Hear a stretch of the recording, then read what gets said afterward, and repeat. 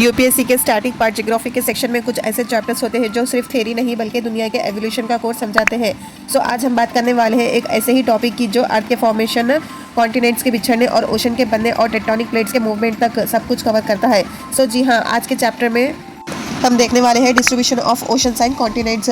सो ये NCERT class 11th का chapter number 4 है। सो अगर आप यूपीएससी या स्टेट पीएससी या किसी भी कॉम्पिटिटिव एग्जाम की तैयारी कर रहे हो तो ये कॉन्सेप्ट आपको अर्थक्वेक, वोल्केनोज, माउंटेन्स और इवन मैप बेस्ड क्वेश्चंस तक हेल्प करेगा। सो चलिए शुरू करते हैं आज का वीडियो और समझते हैं द कॉन्टिनेंटल ड्रिफ्ट थ्योरी को।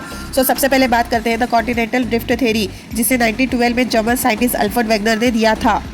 सो यहाँ पर अल्फ्रेड वेगनर का कहना था कि आज के कॉन्टिनेंट से पहले एक साथ कनेक्टेड थे। ये एक गेंट लैंडमास जिसका नाम था पेंजिया और इसके अराउंड था एक बड़ा ओशन पेंथेसिला। सो कुछ मिलियन बाद पेंजिया दो पार्ट्स में डिवाइड हुआ। So Laurasia north parts and Gondwana line south parts, और उसके बाद धीरे धीरे ये पार्ट्स ड्रिफ्ट करके आज के कॉन्टिनेंट्स बन गए। सो ये प्रोसेस कई मिलियन ईयर्स में हुआ और इसे कहते हैं कॉन्टिनेंटल ड्रिफ्ट। सो चलिए अब समझते हैं वेगनर ने कौन से एविडेंस दिए थे इसको साबित करने के लिए। So jigsaw fit of continents, Africa और एशिया, साउथ अमेरिका के कोस्टलाइन बिल्कुल पजल पीस की तरह फिट होते हैं। सो नेक्स्ट है fossil similarities, same type of fossil जैसे मेसोसाउरुस दोनों कॉन्टिनेंट्स में मिले। जियोलॉजिकल स्ट्रक्चर्स, माउंटेन रेंज और रॉक्स फॉर्मेशन सेम टाइप के हैं across continents. So glacial evidence है, इंडिया, ऑस्ट्रेलिया, साउथ अफ्रीका जैसे ट्रॉपिकल कंट्रीज में एशियन ग्लेशियर डिपॉजिट मिले। सो लेकिन यहाँ पे सबसे बड़ा सवाल ये था कि ये कॉन्टिनेंट्स मूव कैसे कर रहे हैं। वेगनर इस क्वेश्चन का साइंटिफिक जवाब नहीं दे पाए और इसलिए उनकी थ्योरी रिजेक्ट कर दी गई थी।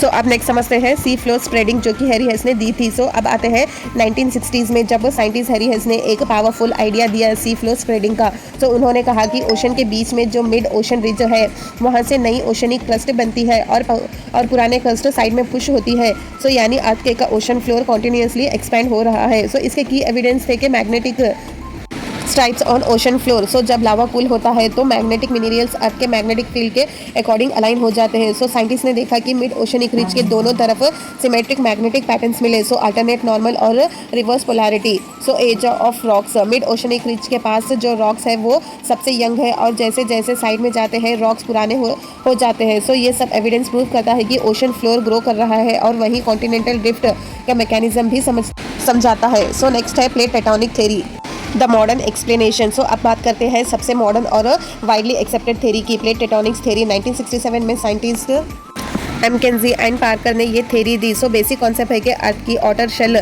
को हम कहते हैं लिथोस्फीयर। ये लिथोस्फीयर 7 मेजर और कई माइनर प्लेट्स में डिवाइडेड है। सो प्लेट्स फ्लोट करती है एस्थेनोस्फीयर पे जो मॉल्टेन है। सो प्लेट्स मूव करती है due to convection current inside the metal. So जैसे पानी गर्म होने पर बबल्स ऊपर आ जाते हैं वैसे ही मोल्टेन रॉक्स नीचे से ऊपर आते हैं और प्लेट्स को मूव करते हैं। So types of plate boundaries important for prelims mains. So divergent boundaries ये कंस्ट्रक्टिव होते हैं, मतलब प्लेट्स दूर जा रही होती है। So example mid Atlantic ridge. So convergent boundaries ये डिस्ट्रक्टिव होते हैं, प्लेट्स आपस में टकरा रहे होते हैं। So there are 3 types of boundaries. First is ocean to ocean, example Mariana trench. Ocean to continent Andes mountains. Next is continent to continent Himalayas. So next है ट्रांसफॉर्म बाउंड्रीज, ये कंजर्वेटिव होती है, प्लेट्स साइड से slide कर रही होती है, example San Andreas fault California. So इन्हीं प्लेट बाउंड्रीज पर अर्थक्वेक, वोल्केनोज, माउंटेन बिल्डिंग जैसे मेजर जियोलॉजिकल एक्टिविटीज होते हैं।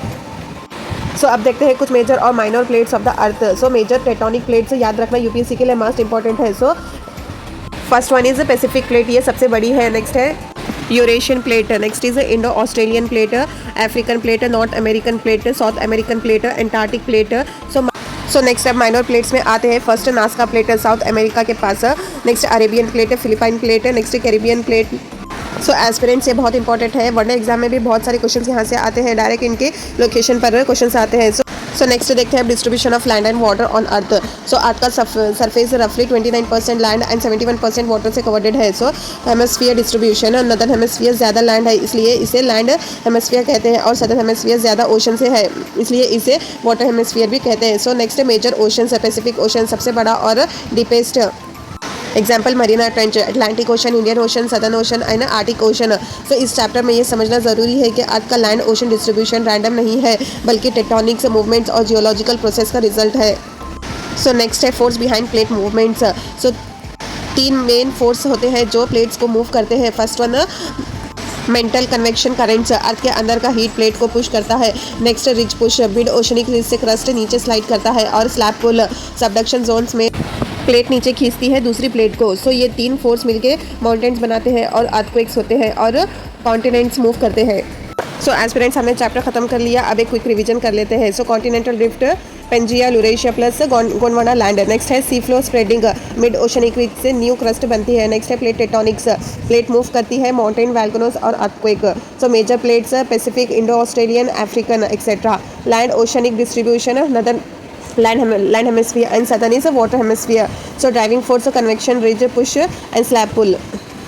सो एस्पिरेंट से यूपीएससी में ऐसे क्वेश्चंस प्रीलिम्स और मेंस दोनों में आते हैं। सो मेंस में आपसे पूछा जा सकता है कि explain how plate tectonics is responsible for formation of Himalayas, discuss the evidence of continental drift theory, so why earthquakes more frequent along plate boundaries.